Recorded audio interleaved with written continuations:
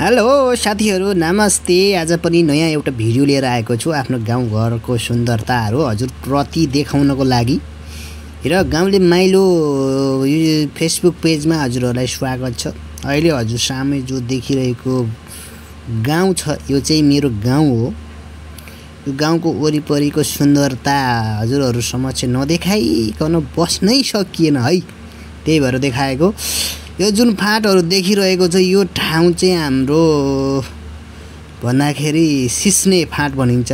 जुन अहिले यहाँ देखाइरहेको छु मैले जुम गरेर यो चाहिँ हाम्रो चन्थली गाउँ जुन मेरो गाउँ हो र घरबाट लिएको भिडियोहरु हुन्। जुन पारी पहिरो देखिरहनु भएको छ यो रुम्माको पहिरो भनिन्छ। यो पहिरोले सारै दुःख दिएको छ। कान्ति लोकपथमा जाने बाटो हो। यो बाटो चाहिँ चापागाउँबाट गिम्दी हुँदै उता काभ्रे सिन्धुली पुगिन्छ।